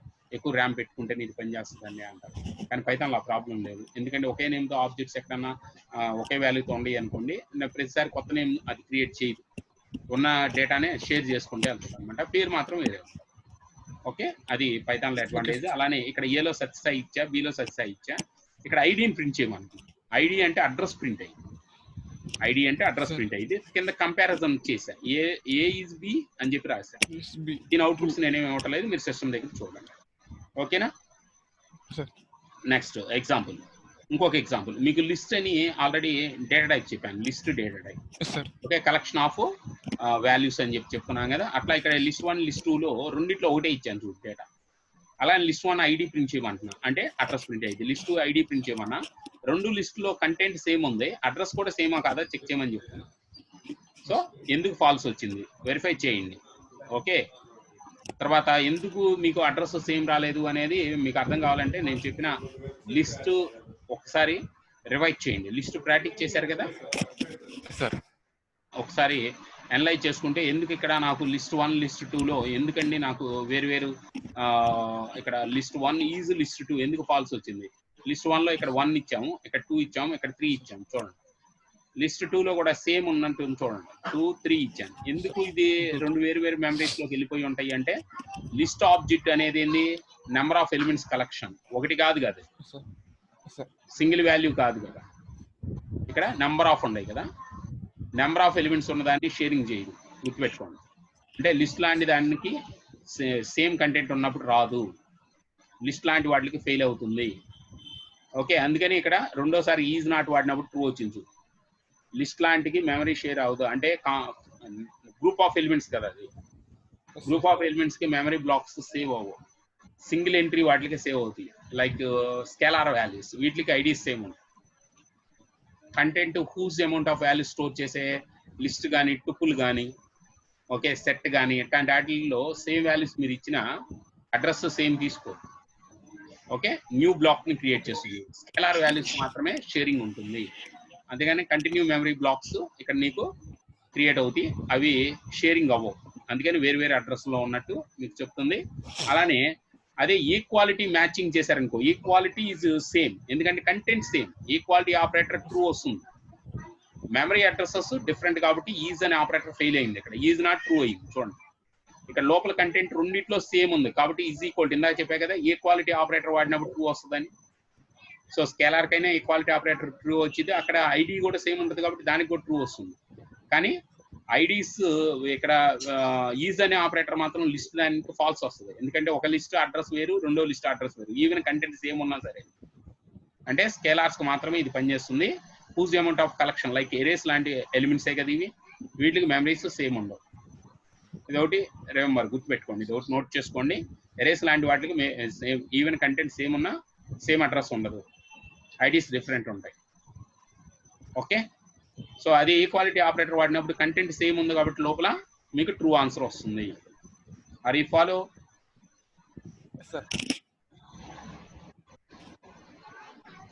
నెక్స్ట్, దీనికి నేను కింద నోట్ అని చెప్పి కూడా ఇచ్చాను. We can use operator for address comparison, whereas double equal to operator is content comparison. Okay, is అనే ఆపరేటర్, ఇది ఇంగ్లీష్ వర్డ్ కాదురా, ఇది ఆపరేటర్. ఈజ్ అనేది ఆపరేటర్, ఈజ్ ఆపరేటర్. కొంచెం సైజ్ పెంచుదా, అది ఆపరేటర్ అని తెలియటం కోసం. ఈజ్ అనేది operator, is not a English word. Is operator అనేది అడ్రస్ మీద పనిచేస్తుంది, అడ్రస్ ని కంపారిజన్ చేస్తుంది. అదే డబుల్ ఈక్వల్ టు అనేది దేని కంపారిజన్ చేస్తుంది? కంటెంట్ ని కంపారిజన్ చేస్తుంది. డబుల్ ఈక్వల్ టు అనేది కంటెంట్ ని కంపారిజన్ చేస్తుంది. Okay, next membership operator. ఒక స్పెషల్ ఆపరేటర్ ఈ రోజు సెషన్ లో చెప్తున్నాను, అదేంటంటే మెంబర్షిప్ ఆపరేటర్. ఏంటి sir membership operator? Membership operator దేనికోసం వాడతారు? జనరల్ గా ఈ మెంబర్షిప్ ఆపరేటర్ ని నేను కొన్ని డేటా టైప్ చెప్తున్నాను. స్ట్రింగ్ STR అని చెప్పాను, లిస్ట్, సెట్, డిక్ట్ వీటిల్లో వాడతారు మెంబర్షిప్ ఆపరేటర్. దేనికోసం వాడతారు? మీరు చెప్పిన ఆబ్జెక్ట్ ఆ లిస్ట్ లో ఉందా లేదా సర్చింగ్ అంటాం. సర్చింగ్. ఓకే, ఒక లిస్ట్ లో అది ఏదైనా కావచ్చు. అంటే ఎరే లాంటి కంటెంట్స్ మీకు పరిచయం చేస్తాను. లిస్ట్ ఒకటి ఎరే మోడలే, స్ట్రింగ్ ఒకటి ఎరే మోడలే, సెట్ ఎరే మోడలే, టుపుల్ ఎరే మోడలే, డిక్ట్ అనేది కూడా ఎరే మోడలే, కాదు కీ పేర్స్ ఉంటాయి దాంట్లో. ఓకే, ఇలాంటి రకరకాల టైప్స్ మనం డేటా టైప్స్ ని పరిచయం చేస్తాం. వీటిల్లో మీరు హ్యూజ్ అమౌంట్ ఆఫ్ కంటెంట్ ని స్క్వేర్ బ్రాకెట్స్ లో మీరు కామాలు పెట్టి హెట్రోజీనియస్ మోడల్ కానీ ఇట్లా డేటా స్టోర్ చేసుకుంటే వెళ్తారు. అయితే ఒక ఆబ్జెక్ట్ దాంట్లో డిఫరెంట్ కైండ్ ఆఫ్ ఆబ్జెక్ట్స్ మనం పెట్టాం. ఆబ్జెక్ట్స్ అంటే ఏం లేదు, డిఫరెంట్ ఎలిమెంట్స్. ఆ ఎలిమెంట్స్ లో ఏదైనా ఒక ఎలిమెంట్ ఉందా లేదా, ఆ లిస్ట్ లో వచ్చిందా రాలేదా, సర్చింగ్ టెక్నిక్స్ ఉంటాయి. ఆ టెక్నిక్స్ కి 2 కీవర్డ్స్ ఉంటాయి. ఒకటి ఉంటే ఇన్ అని రాయాలి, లేదంటే నాట్ ఇన్ అని రాయాలి. ఈ రెండింటిని మెంబర్షిప్ ఆపరేటర్. మెంబర్ అంటే లోపల ఉన్న ఎలిమెంట్స్ మెంబర్ అంటారు. మెంబర్షిప్ అంటే ఆ హ్యూజ్ అమౌంట్ లో ఇది అసోసియేట్ అయి ఉంది కాబట్టి మెంబర్షిప్ ఉంది అంటారు. సో ఆ మెంబర్షిప్ ని ఐడెంటిఫై చేయడానికి నిజంగా ఉందా లేదా, ఆ ఫ్యామిలీలో ఈ ఎలిమెంట్ ఉందా లేదా, ఆ గ్రూప్ ఆఫ్ ఎలిమెంట్స్ ఫ్యామిలీ అనుకుంటే ఆ ఫ్యామిలీలో ఈ మెంబర్ ఉందా లేదా, వెరిఫికేషన్, సర్చింగ్ అంటాం సింపుల్ గా చెప్పాలంటే in operator. So we can use membership operator, check whether the given object present in the given collection. దీనికి సి లాంగ్వేజ్ లో అయితే ఒక పెద్ద అప్లికేషన్ రాస్తారు, లీనియర్ సెర్చ్, బైనరీ సెర్చ్ అని 2 కాన్సెప్ట్. హ్యూజ్ అమౌంట్ ఆఫ్ దాంట్లో పర్ లూప్ తీసుకొని ఒక్కొక్క ఎలిమెంట్ స్కాన్ చేసుకుంటే ఎలా ఈక్వలా కాదా చెక్ చేసుకుంటే వెళ్ళాలి. ఈక్వల్ అయితేనేమన్నా సక్సీడ్ అని ఆన్సర్ రాస్తారు, సక్సీడ్ అని చెప్తాం. కాకపోతే నాట్ సక్సీడ్ అని లిస్ట్ మొత్తం స్కాన్ చేసుకుంటే వెళ్తాం. అంటే లిస్ట్ అంటే ఏరియా అన్నమాట, మొత్తం స్కాన్ చేస్తాం. మీకు లీనియర్ సెర్చ్ టాపిక్స్ చెప్పుకుంటారు, searching 2 types C language. So దానికి మనం ఓన్ లాజిక్ రాయాలి, పైథాన్లో అవసరం లేదు, ఎలాంటి లాజిక్ రాయాలి. ఆల్రెడీ ఇన్బిల్ట్ కీవర్డ్స్ ఉన్నాయి, ఆ కీవర్డ్స్ మీరు ఫాలో అవ్వండి. ఒక లిస్ట్ లో ఐటమ్స్ కొన్ని తీసుకోండి, మీ ఇష్టం. అది లిస్ట్ మోడల్ అయ్యి ఉండొచ్చు, స్ట్రింగ్ అయ్యి ఉండొచ్చు, సెట్ అవ్వచ్చు, టుపుల్ అవ్వచ్చు, ఈవెన్ డిక్ట్ కూడా అవ్వచ్చు, మీ ఇష్టం. కన్సిడర్ చేయండి. దాంట్లో ఒక ఎలిమెంట్ వచ్చింది రాలేదా సింపుల్ గా సెర్చ్ చేయండి. ఇది కూడా బూలియన్ ఆన్సర్ పంపిస్తుంది. ఉంటే ఉంది, ట్రూ అని చూస్తుంది, కాకపోతే ఫాల్స్ అని. ఓకేనా? ఇన్, నాట్ ఇన్ పేరులోనే చూడండి. ఈ మెంబర్షిప్ ఆపరేటర్ ఓకేనా? ఎగ్జాంపుల్ చూస్తే మీకు కొంచెం బెటర్ ఐడియా వచ్చేస్తుంది ఇన్ నాట్ ఇన్ మీద. ఇక్కడ చూడండి, ఒక ఎగ్జాంపుల్ ఇచ్చాను. సో ఎక్స్ లో hello learning Python is very very very easy అని ఒక సెంటెన్స్ ఇచ్చారు. అంటే ఒక స్ట్రింగ్ టైప్ తీసుకోండి. ఈ స్ట్రింగ్ లో హెచ్ అనేది ఉందా లేదా, హెచ్ క్యారెక్టర్ కాబట్టి సింగిల్ కోర్స్ లో పెట్టండి. ఇన్ ఆబ్జెక్ట్ దేంట్లో చెక్ చేయాలి, ఆ వేరియబుల్ నేమ్ రాయండి. ఉంటే కనుక ఆన్సర్ ఏమొచ్చింది మీకు, ట్రూ వస్తుంది. ట్రూ ఇది వచ్చే ఆన్సర్ రా. నేను స్పేస్ ఇస్తున్నాను, అవన్నీ కమాండ్స్ మీరు ప్రాక్టీస్ కోసం రాసుకోండి, ఆన్సర్స్ రాసుకోవద్దు. ఆన్సర్స్ చూడండి స్క్రీన్ మీద, ఐడెంటిఫై చేయండి. మీరు సిస్టమ్ దగ్గర ప్రాక్టీస్ చేసుకునేటప్పుడు మీ బ్రెయిన్ సెట్లో ఉండాలి ఈ ఆన్సర్ వస్తుందని. అది ఎంటర్ కొట్టగానే అదే ఆన్సర్ వచ్చింది అనుకో, మీ ఎక్స్పెక్టేషన్స్ కరెక్ట్ అని అనుకో. ఎందుకంటే కొంచెం లోపలికి వెళ్ళిపోయాం కాబట్టి, ప్రాక్టికల్ నాలెడ్జ్లోకి వెళ్ళిపోతున్నాం కాబట్టి, కొంచెం క్లాస్కి ఎడిట్ అవ్వటం కన్నా కొంచెం బ్రెయిన్తో ఆలోచించండి. ఇక్కడ ఇది రాస్తే ఏమైంది ఆన్సర్, కొంచెం సెషన్స్ దాటి వచ్చేసేసాం. ఓకేనా? సో అట్లానే ఇక్కడ డి అనే లెటర్ ఉందా లేదా, డి అని లేదు. ఎందుకని hello learning Python is very easy, దీంట్లో డి లెటర్ ఎక్కడ వచ్చింది, ఎక్కడ రాలి, అంతేని ఫాల్స్ వస్తుంది. తర్వాత నాట్ ఇన్. నాట్ ఇన్ అంటే ఏంది, నాట్ ఇన్ అనేది ట్రూ అయింది ఎప్పుడు, లేకపోతే. ఉంటే ఫాల్స్ అయింది మళ్ళీ. సో ఇక్కడ డి నాట్ ఇన్ అని రాసాను చూడండి, అప్పుడు ట్రూ వచ్చిందిగా. అట్లానే పైథాన్ సింగిల్ క్యారెక్టర్ అనేది సెర్చ్ చేయాలండి, ఓడ్ కూడా సెర్చ్ చేయొచ్చా, వర్డ్ కూడా సెర్చ్ చేయొచ్చు, మీ ఇష్టం. సింగిల్ కోర్స్ లో ఓడ్ మొత్తమే ఉంది, ఆ ఓడ్ కోసం సెర్చ్ చేసింది, ఆ సెంటెన్స్ లో ఉందా లేదు, ఉంటే ట్రూ ఆన్సర్. సో ఇలా ఒక స్ట్రింగ్ సెర్చింగ్ కాదు, స్ట్రింగ్ మాత్రమే సెర్చింగ్ చేయడం కాదు, అవసరం అయితే టుపుల్ తీసుకొని చేయొచ్చు, సెట్ తీసుకొని చేయొచ్చు, టిక్ తీసుకొని చేయొచ్చు, మీ ఇష్టం డెడ్ లైన్ చేయొచ్చు. ఇప్పుడు లిస్ట్ లో చేస్తున్నాను చూడండి, లిస్ట్ ఒకటి తీసుకున్నాను, సన్నీ, బన్నీ, సిన్ని, పిన్ని అని రాశాను, కొన్ని వర్డ్స్ ఇక్కడ రాసేసాను. ఓకే, ఇది కలెక్షన్ ఆఫ్ లిస్ట్ లోకి తీసుకున్నాను. ఇప్పుడు సన్నీ అనే వర్డ్ లిస్ట్ 1 లో ఉందా, ఇన్ ఆపరేటర్ తో సెర్చ్ చేయమంటున్నా. సన్నీ అనేది వర్డ్ సర్చింగ్, ఇన్ వర్డ్ వాడాను, దేంట్లో ఉంది, మెంబర్షిప్ గా లిస్ట్ 1 లో ఉందా, ఎస్ ఉంది కాబట్టి ఆన్సర్ ఏమొచ్చింది నీకు, ట్రూ.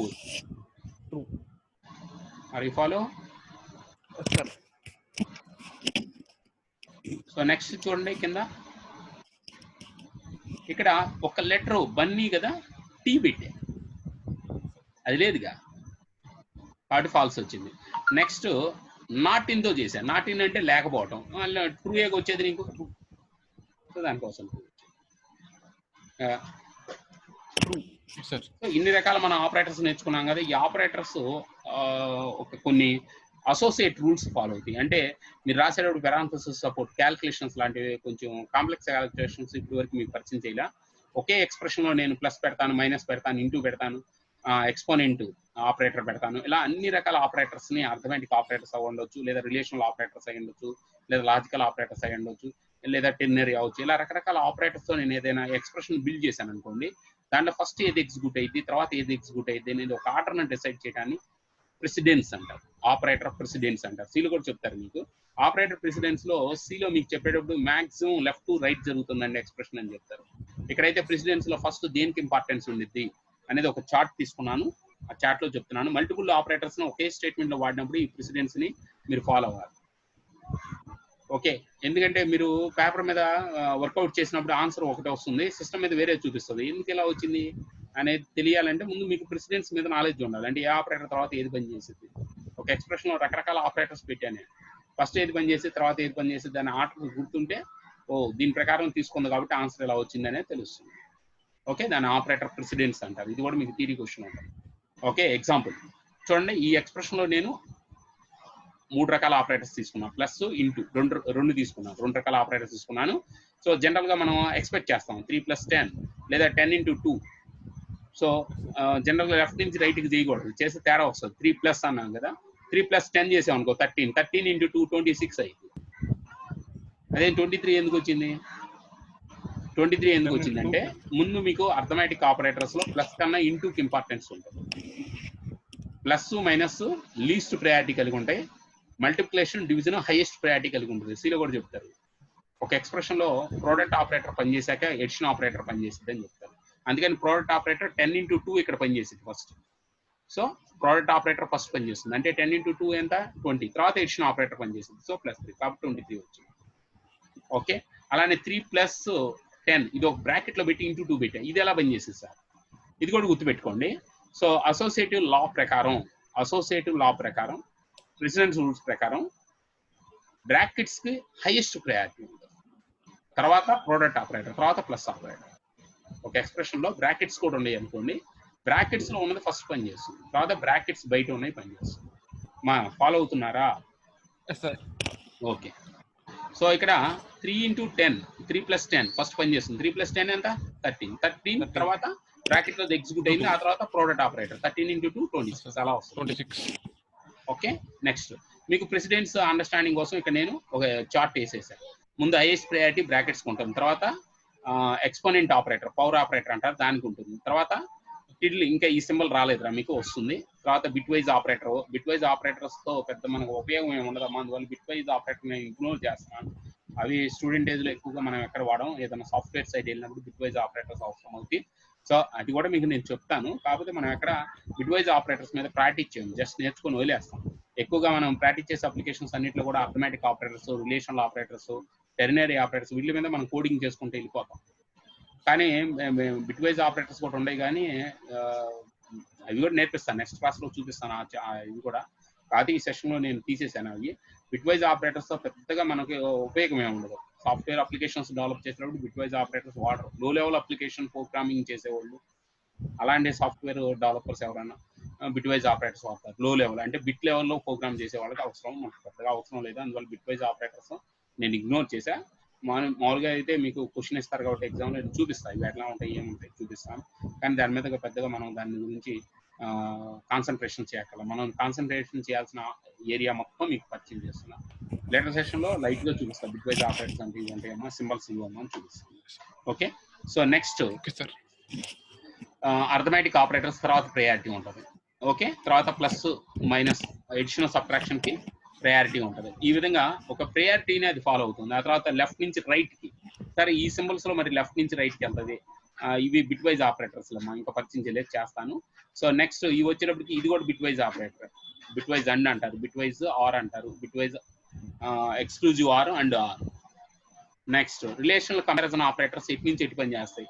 రిలేషనల్ కంపారిజన్ ఆపరేటర్స్ ముందు గ్రేటర్ దాన్, తర్వాత greater than or equal to, తర్వాత లెస్ దాన్, తర్వాత less than or equal to, తర్వాత ఈక్వల్ టు, తర్వాత నాట్ ఈక్వల్ టు, తర్వాత ఇట్లా ఇలా రిలేషనల్ ఆపరేటర్స్ ఎగ్జిక్యూట్ ఆర్డర్ ఉంటుంది. అంటే గ్రేటర్ దాన్ దగ్గర నుంచి నాట్ ఈక్వల్ టు వరకు ఆర్డర్ ఉంటుంది. అంటే ఒకే ఎక్స్ప్రెషన్ లో మీరు తీసుకున్నప్పుడు ఈ సింబల్స్ దేని తర్వాత ఏది పనిచేస్తుంది అనేది ఒక ఆర్డర్ లో పెట్టి రాశాను, దాని ప్రకారం ఫాలో అయితే సరిపోతుంది. అంటే ఇవి ఎప్పుడు అవసరం అవుతాయి సార్ అంటే మీకు ఒక ఎక్స్ప్రెషన్ లో అన్ని ఒకే రకమైన ఆపరేటర్స్ ఒకే కేటగిరీ ఇచ్చినప్పుడు ఈ రూల్స్ ప్రకారం వెళ్ళాలి. సార్ నాకు ఇచ్చిన ఎక్స్ప్రెషన్లు అన్ని కూడా రిలేషనల్ ఆపరేటర్స్ ఉన్నాయి అనుకోండి, ఫస్ట్ గ్రేటర్ దాన్ ఎక్కడ ఉందో చూసుకోవాలి, ఆ గ్రేటర్ దాన్ సాల్వ్ చేయాలి, ఆ తర్వాత greater than or equal to solve చేయాలి, తర్వాత లెస్ దాన్ సాల్వ్ చేయాలి, తర్వాత less than or equal to solve చేయాలి, ఇంకా ఈక్వల్ ఉంటే ఈక్వల్ సాల్వ్ చేయాలి, ఆ తర్వాత ఫైనల్ గా నాట్ ఈక్వల్ టు సాల్వ్ చేయాలి. అట్లా అలాగా సార్ మిక్స్డ్ మోడ్ ఉన్నాయి అనుకుంటే టేబుల్ చూసుకోండి, పైనుంచి కింద దాకా నెంబర్స్ వేసుకోండి, సీరియల్ నెంబర్, ఫస్ట్ ఏది, సెకండ్ ఏది, థర్డ్ ఏది, అట్లా.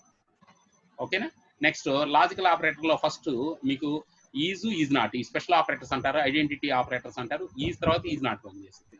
అట్లానే membership operators in not in first పనిచేస్తుంది, తర్వాత నాట్ ఇన్ పనిచేస్తుంది. అలానే లాజికల్ ఆపరేటర్ లో హైయెస్ట్ ప్రయారిటీ నాట్, నెగేషన్ కి నాట్ కి ముందు ప్రయారిటీ ఉంటుంది, తర్వాత అందుకుంటుంది, తర్వాత ఆడుతుంది, అట్లా. ఇదంతా కూడా థియరీ క్వశ్చన్ గా మీరు కొంచెం చదువుకోవాలి. ఓకే, ఇది కూడా థియరీ క్వశ్చన్ మీకు అడుగుతారు. నెక్స్ట్ పైథాన్ లో క్వశ్చన్స్ ఉంటాయి కదా, థియరీ క్వశ్చన్స్, వాటిలో నేను ఇక్కడ ఒక ఎక్స్ప్రెషన్స్ తీసుకొని మీకు అండర్స్టాండింగ్ కోసం ఒక ఎక్స్ప్రెషన్ తీసుకొని సాల్వ్ చేశాను చూడండి. ఏలో 30 తీసుకున్నా, బిలో 20, సిలో 10 తీసుకున్నా, డిలో 5 తీసుకున్నా. ఫస్ట్ ఎక్స్ప్రెషన్ ప్రకారం వెళ్దాం. ఫస్ట్ ఎక్స్ప్రెషన్ లో A+B ప్రాన్స్ లో ఉంది, తర్వాత ఇంటూ C/D ఉంది. నీకు ఆన్సర్ ఎంత వచ్చింది? 100 అనే ఆన్సర్ వచ్చింది. ఇది ఆన్సర్ అమ్మా, కొంచెం పక్కకు చెప్తాను, ఇది ఆన్సర్. అదే ఎక్స్ప్రెషన్ ని కొంచెం మార్చి రాశాను, అప్పుడు వచ్చే ఆన్సర్ ఎంత. అట్లానే ఆ ఎక్స్ప్రెషన్ ఇంకొంచెం మార్చి రాశాను, అప్పుడు ఎంత వచ్చింది ఆన్సర్ చూడండి. కొంచెం బెటర్ అండర్స్టాండింగ్ కోసం ముందు నేను చెప్పిన అసోసియేటివ్ రూల్ ప్రకారం మీకు పెరాంథసిస్ కి హైయెస్ట్ ప్రయారిటీ ఉంటుంది, ముందు పెరాంథసిస్ లో పనిచేసి, ఆ తర్వాత నెక్స్ట్ డివిజన్, ఆ తర్వాత ప్రోడక్ట్, అట్లా పనిచేస్తాయి. కాబట్టి మీకు ఈ ఆన్సర్స్ వస్తాయి. ముందు బ్రాకెట్ లో సాల్వ్ చేయండి, బ్రాకెట్స్ తర్వాత డివిజన్స్ సాల్వ్ అవుతాయి. డివిజన్ అంటే ముందు బ్రాకెట్ లో C/D చేయండి, వచ్చే ఆన్సర్ ఎంత పేపర్ చెక్ చేసుకోండి, తర్వాత A+B ఈ రెండు ముందు బ్రాకెట్ లో సాల్వ్ చేయండి, ఆ తర్వాత ప్రోడక్ట్. అట్లానే ఇక్కడ ముందు బ్రాకెట్ లో B/C జరుగుతుంది, ఆ తర్వాత డివిజన్ జరుగుతుంది, ఆ తర్వాత ఎడిషన్ జరుగుతుంది, అట్లా. సో అప్పుడు వచ్చే ఆన్సర్. అలానే కింద మీకు అండర్స్టాండింగ్ కోసం ఈ పైనిచ్చినయే ఇంకొంచెం వేరే ఎక్స్ప్రెషన్స్ లో నేను ఫామ్ చేశాను. ఇది యాక్చువల్ గా నేను తీసుకున్నది. దీంట్లో exponential first highest priority rule ప్రకారం ఎక్స్పోనెంట్ అంటే పవర్ ఆపరేటర్, ఆ తర్వాత పెరాంథసిస్, ఆ తర్వాత డివిజన్, ఆ తర్వాత మల్టిప్లికేషన్, ఆ తర్వాత ఎడిషన్. దాని ప్రకారం జరుగుతూ వచ్చి చివరికి 15 ఆన్సర్ వస్తుంది. మీరు కూడా ఇది పేపర్ మీద రాసుకొని వర్కౌట్ చేయండి, మాన్యువల్ గా వర్కౌట్ చేయండి. వర్కౌట్ చేస్తే తెలుస్తుంది. ఆ ఆపరేటర్ సెట్ మొత్తం ఒకసారి పెట్టేసుకోండి. ఆపరేటర్స్ అసోసియేషన్ ప్రెసిడెన్స్ ఎలా ఉంది, బిట్ వైజ్ వదిలేయండి, బిట్ వైజ్ మీద మన కాన్సన్ట్రేషన్ ఏం లేదు. బిట్ వైజ్ ఆపరేటర్స్ అన్ని వదిలేసేసి మిగిలిన ఆపరేటర్స్ అన్ని ఒకసారి రాసుకున్నారనుకోండి, ఫస్ట్ దేనికి ఎక్కువ ప్రయారిటీ ఉంటుంది ఏంటి చూసుకుంటే సరిపోతుంది. ఈ చార్ట్ ప్రకారం ముందు పెరాంథసిస్ ముందు సాల్వ్ చేయాలి, తర్వాత ఎక్స్పోనెన్షియల్ ఉంటే అది సాల్వ్ చేయాలి, బిట్ వైజ్ అక్కర్లేదు అనుకున్నాను, తర్వాత మల్టిప్లికేషన్, డివిజన్, మోడ్లో, ఫ్లోర్, డివిజన్, అదే ఆర్డర్. అంటే ఒక ఎక్స్ప్రెషన్ లో ముందు ఇవన్నీ ఉన్నాయి అనుకో, ముందు మల్టిప్లికేషన్, తర్వాత అట్లా జరుగుతాం. నెక్స్ట్ ప్లస్ మైనస్ ఉంటే ముందు ఎడిషన్ జరిగి తర్వాత సబ్ట్రాక్షన్ జరిగింది. అలానే బిట్ వైజ్ ఆపరేటర్స్ కింద యాకల, తర్వాత రిలేషనల్ ఆపరేటర్స్ రాని, గ్రేటర్ దాన్, లెస్ దాన్, గ్రేటర్ దాన్, అసోసియేట్ ప్రకారం వెళ్తూ ఉండాలన్నమాట. ఓకేనా? Okay sir. ఓకే, ఇదిరా ఈరోజు సెషను. ఈరోజు సెషన్లో మనం ఏమేమి డిస్కస్ చేసామో అన్నీ ఒకసారి ఓవర్వ్యూగా చూడండి. ఈరోజు మొత్తం మనం డిస్కస్ చేసింది ఏంటంటే టెర్నరీ ఆపరేటర్స్ గురించి నేర్చుకున్నాం. టెర్నరీ ఆపరేటర్స్ అంటే ఏంది, వాటి వల్ల పర్పసెస్ ఏంటి, అవన్నీ నేర్చుకున్నాం. టెర్నరీ ఆపరేటర్స్ లో మళ్ళీ నెస్టెడ్ టెర్నరీ ఆపరేటర్ ఇద్దరు నేర్చుకున్నాం. ఆ తర్వాత స్పెషల్ ఆపరేటర్స్ 2 నేర్పించాను. తర్వాత ఐడెంటిటీ ఆపరేటర్ ఒకటి, సెర్చింగ్ ఆపరేటర్స్ అంటే membership operators in, not in, identity operator వచ్చి ఈజ్ నాట్. ఇవి ఇంగ్లీష్ వర్డ్స్ రూపంలో ఉంటాయి అని చెప్పాను. వాటి మీద కొన్ని ఎగ్జాంపుల్స్. అలానే ఆపరేటర్ యొక్క ప్రెసిడెన్స్ ని డిసైడ్ చేయడానికి ఒక చార్ట్, ఏ ఆపరేటర్స్ కి ఎక్కువ ప్రయారిటీ, వాటి మీద కొన్ని ఎగ్జాంపుల్ ఎక్స్ప్రెషన్స్ కింద ఇచ్చాను. ఇది ఆపరేటర్స్ తో ఈ మాడ్యూల్ ఆల్మోస్ట్ కంప్లీట్ అయిపోయింది. లాస్ట్ అండ్ ఫైనల్ మీకు ఇంకొక చిన్న టాపిక్ ఒక 5 minutesలో క్లాస్ అయిపోతుంది. సో ఇంకా అదేంటంటే ఇది కూడా చెప్తే అక్కడ వరకు ఆ చాప్టర్ ఫినిష్ అయితేనేమో ఒక 5 minutesలో మనం సెషన్ క్లోజ్ చేద్దాం. ఇదేం లేదు, ఇది మీకు తెలిసిందే. మ్యాథమెటికల్ ఫంక్షన్స్ అన్ని math.hcలో పరిచయం ఉందా? Header file hash include math.h అని రాస్తారు. సిలో ఐడియా ఉందా మీకు? math.h దాంట్లో స్క్వేర్ రూట్ ఫంక్షను SQRT అనే ఫంక్షన్ చెప్తారు. అలానే పై వాల్యూ 3.14 అని, స్క్వేర్ రూట్ SQRT అని, sine function, cos function, tan function, వీటిని ప్రోగ్రామ్లో మీరు వాడుతూ ఉంటారు. అలానే పైథాన్లో మ్యాథమెటికల్ ఫంక్షన్స్ కూడా ఉన్నాయి. ఇవన్నీ కూడా math.hలో ఉంటాయి. అయితే ఇంక్లూడ్ చేయకూడదు, ఇంపోర్ట్ అన్నారు. అక్కడ ఇంక్లూడ్ అంటారు, ఇక్కడ ఇంపోర్ట్ అన్నారు. అంటే మీరు మ్యాథమెటికల్ ఫంక్షన్స్తో నేను వర్క్ చేయాలనుకోండి, ఫస్ట్ ఆ లైబ్రరీని ఇంపోర్ట్ చేసుకోవాలి. ఫస్ట్ లైన్లో ఇంపోర్ట్ అని రాయాలి. ఈ 3 lines కోడ్ను కూడా రాసుకోవాలి మ్యాథమెటికల్ ఫంక్షన్స్ కింద. ఫస్ట్ ఇంపోర్ట్ చేయండి. ఏ లైబ్రరీ? Math library, MATH. అక్కడైతే హెడర్ ఫైల్ హ్యాష్ ఇంక్లూడ్ అంటారు, ఎక్కడైతే ఇంపోర్ట్ అంటారు. ఇంపోర్ట్ అనేది కీవర్డ్. లైబ్రరీ పేరు మ్యాథ్. ఫుల్ స్టాప్లు, కామాలు, గ్రేటర్ దాన్, లెస్ దాన్ అట్లాంటి ఇక్కడ ఏం పెట్టకూడదు. Import space math. ఓకే. ఆ తర్వాత మీరు మ్యాథమెటికల్ లైబ్రరీలో ఏ ఫంక్షన్ కాల్ చేయాలనుకున్నా డాట్ పెట్టుకోవాలి, because it is object oriented programming. So math అనేది లైబ్రరీ నేమ్, డాట్ అంటే దానికి సంబంధించిన, ఇక్కడ డాట్ అంటే దానికి సంబంధించిన, belongs to. Member function name అనగానే పెరాన్సిస్లో పెట్టుకోవాలి. Dot square root is a function కాబట్టి పక్కన ఓపెనింగ్ క్లోజింగ్ పెరాన్సిస్ పెట్టుకోండి. స్క్వేర్ రూట్ ఎంత కనుక్కోవాలి? ఇంటీజర్ని ఆర్గ్యుమెంట్గా పాస్ చేయాలి. 16కి కనుక్కోవాలి. సో ఆ వచ్చిన దాన్ని math.డాట్ అని చెప్పి రాసాను చూడండి. math.డాట్ స్క్వేర్ రూట్ ఆఫ్ 16 అని రాసాను. సో రాస్తే మీకు ఆన్సర్ 4 వస్తుంది. ఆన్సర్ ఇక్కడ దూరంగా పెట్టాలి, అది అవసరం లేదు, మీరు సిస్టమ్ మీద ప్రాక్టీస్ చేయండి. ఓకే. అలానే మ్యాథ్ లైబ్రరీలో కాన్స్టెంట్ వేరియబుల్ కూడా ఉంటుంది, పై అంటారు. లైక్ సర్కిల్ ఏరియా ఇట్లాంటివి మీరు కనుక్కోవాలనుకోండి, ప్రోగ్రామ్ చేయాలి. ఏదైనా ఒక రేడియస్ తీసుకొని సర్కిల్ ఏరియా కనుక్కోండి, సిలో చెప్తా ఉంటారు. అలానే చేసేటప్పుడు math.డాట్ పై. నేను డైరెక్ట్గా ప్రింట్ ఫంక్షన్ వాడి దాన్ని వాల్యూని ప్రింట్ చేయమని చెప్తాను. ప్రింట్ చేసేమని డైరెక్ట్గా చెప్పేసాను. ఇక్కడ ప్రింట్ math.డాట్ స్క్వేర్ రూట్ ఆఫ్ 16 మీకు ఆన్సర్ వచ్చేసింది. అలానే ప్రింట్ math.డాట్ పై ఆన్సర్ మీకు వచ్చేస్తుంది. ఓకేనా చిన్న? మ్యాథ్ PI ఆన్సర్ ఇక్కడ డిస్ప్లే అయింది. మనం ఫస్ట్ 3 కొంత పార్టే కన్సిడర్ చేస్తాం, 3.14. కాకపోతే మొత్తం ఉన్న ఫామ్ మొత్తం అది ప్రింట్ చేసి స్క్రీన్ మీద చూడండి, మొత్తం ప్రింట్ అయింది. ఇక్కడ కావాలంటే లైబ్రరీస్కి ఎలియాస్ని వాడుకోవచ్చు. అంటే సార్ నేను ప్రతిసారి math.డాట్ అని రాయాలంటే ఇబ్బందిగా ఉంది సార్, దాన్ని ఏదైనా చిన్న వర్డ్తో రీప్లేస్ చేయొచ్చు. ఎలియాస్ ఉంటుంది. దాన్ని ఎలియాస్ ఎలా క్రియేట్ చేయాలంటే ఇంపోర్ట్ లైబ్రరీ నేమ్ యాజ్ అనే కీవర్డ్ పెట్టుకొని రాసుకోవాలి. ఇక్కడ నుంచి మీరు మ్యాథ్ లైబ్రరీని math.డాట్ అని రాయగలరు. ఇక్కడ చూడండి పైన స్క్వేర్ రూట్ని ఎలా కాల్ చేశాను, math.డాట్ స్క్వేర్ రూట్ అని కాల్ చేశాను. సార్ ఇలా ప్రతిసారి నేను ప్రోగ్రామ్ చేసేటప్పుడు కొంచెం ఇబ్బందిగా ఉందనుకుంటే దీనికి ఎలియాస్ అని పెట్టుకోవచ్చు. ఎలియాస్ అంటే అదర్ నేమ్ మనం కూడా చెప్తా ఉంటారు, సార్ ఇంట్లో ఈ పేరు పిలుస్తారు, బయట నన్ను వేరే పేరుతో పిలుస్తారండి అనుకుంటారు కదా, అట్లా. సో ప్రోగ్రామ్లో ఏదైనా లైబ్రరీని ఇంపోర్ట్ చేసేటప్పుడు లైబ్రరీ నేమ్ పెద్దదిగా ఉందనుకోండి, ప్రతిసారి ఆ లైబ్రరీలో ఫంక్షన్ కాల్ చేసేటప్పుడు లైబ్రరీ నేమ్తో సహా కాల్ చేయాలి. ఇది ఇబ్బంది అవుతుంది కాబట్టి యాజ్ అనే కీవర్డ్తో దానికి రీనేమ్ చేసుకోవచ్చు. అంటే ఇక్కడి నుంచి దాన్ని M అనే పేరుతో నేను పిలవాలను, మ్యాథ్ ఫర్ M అనుకోండి, M అని రాసి ఫస్ట్ ఈ లైన్ సిస్టమ్ దగ్గర చేయాలి. దాని ఎగ్జాంపుల్ చూస్తే మీకు ఐడియా వస్తుంది. చూడండి ఇక్కడ కింద రాశాను, ఇంతకుముందు math.డాట్ స్క్వేర్ రూట్ ఆఫ్ 16 అని రాశారు, రాయకల్లా. దాని ఎలియాస్ యాజ్ పెట్టేశాం కదా, యాజ్ పెట్టిన దగ్గర నుంచి ఇక math.డాట్ బదులు M.డాట్ స్క్వేర్ రూట్ ఆఫ్ 16. అలానే పై కాన్స్టెంట్ రావాలనుకోండి, M.డాట్ పై. ప్రింట్ ఫంక్షన్లో వాడితే ఆన్సర్స్ వచ్చేస్తాయి. ఓకేనా? ఇది ఒకటి మీరు ప్రాక్టీస్ చేసుకోండమ్మా. ఈ ఫ్రమ్ కీవర్డ్ ఏంది? We can import A particular member of A module explicitly as follows. So పర్టికులర్గా మీరు స్క్వేర్ రూట్ మాత్రమే నేను వాడతాను సార్, ఇంకా ఏం వాడమండి అనుకున్నప్పుడు ఫ్రమ్ కీవర్డ్ వాడాలి. అంటే ఆ లైబ్రరీ మొత్తం రాదు, ఆ లైబ్రరీలో ఓన్లీ స్క్వేర్ రూట్ ఒకటి వస్తుంది. సార్ స్క్వేర్ రూట్తో పాటు పై కూడా నేను వాడతాను, మిగిలిన ఏం వాడనండి అంటే మ్యాథ్ లైబ్రరీలో చాలా ఉంటాయి అమ్మా. ఆ లైబ్రరీ మొత్తం ఇంపోర్ట్ అయినప్పుడు ఏమైందంటే కొంత మెమరీ ఆక్యుపై చేస్తుంది ర్యామ్లో. సో అట్లా కాకపోతే సార్ నేను మ్యాథ్ లైబ్రరీలో 2 తెచ్చుకుంటానండి, అంటే స్క్వేర్ రూట్ ఒకటి పై, ఈ 2 నాకు అవసరం, మిగిలిన ఏం అక్కర్లేదండి అనుకున్నారనుకో, దాని ముందు ఫ్రమ్ అనే keyword. From A library? Math library నుంచి ఏం చేయాలి? ఇంపోర్ట్ చేయండి. ఏమేమి ఇంపోర్ట్ అవ్వాలి? స్క్వేర్ రూట్ పై. అంటే నువ్వు ప్రోగ్రామ్ ఇంకా 2 వాడుకోవాలి. సార్ నేను సైన్ వాడతాను, కాస్ వాడతాను, ఎర్రర్ వస్తుంది, ఎందుకంటే వాటిని ఇంపోర్ట్ చేయమల్లా. అదే జస్ట్ ఇంపోర్ట్ మ్యాథ్ అని రాశారనుకో, మ్యాథ్ లైబ్రరీలో ఏదైనా వాడుకోవచ్చు. రెండింటి డిఫరెన్స్ అర్థమైందా మీకు? కొంతమంది ఇలా రాస్తూ ఉంటారు, from math import square route అని రాస్తారు, అంటే స్క్వేర్ రూట్ ఒకటే కావాలి, మిగిలిన అవసరం లేదు అట్లా అన్నమాట. దానికోసం ఇది పరిచయం చేస్తున్నా. సో ఇక్కడ చూడండి, నేను మ్యాథ్ డాట్ పిఏ అని రాశాను. Okay, from math import square root pi అని రాశాను. ఓకేనా? ఇలా ఒకసారి మీరు ప్రాక్టీస్ చేస్తారా? నెక్స్ట్ ఇంపార్టెంట్ ఫంక్షన్స్ ఇంకేముంటాయి మ్యాథ్ మాడ్యూల్లో కింద మెన్షన్ చేశాను చూడండి. CIL, floor, power, function, cos, tan, అవన్నీ ఇంకా చాలా ఉంటాయి. వాటి మీద రిలేటెడ్ అప్లికేషన్స్ వచ్చినప్పుడు వాటిని వాడదాం. ప్రస్తుతానికి నేను స్క్వేర్ రూట్ ఫంక్షన్ మీద, ఏరియా ఆఫ్ సర్కిల్ దాని మీద కూడా ఒకటి చూద్దాం. ఏరియా ఆఫ్ సర్కిల్ అనగానే మనకు ఫార్ములా ఏం గుర్తొస్తుంది? పై ఆర్ స్క్వేర్ ఫార్ములా గుర్తొస్తుంది. పై ఆర్ స్క్వేర్ ఎట్లా రాయాలి?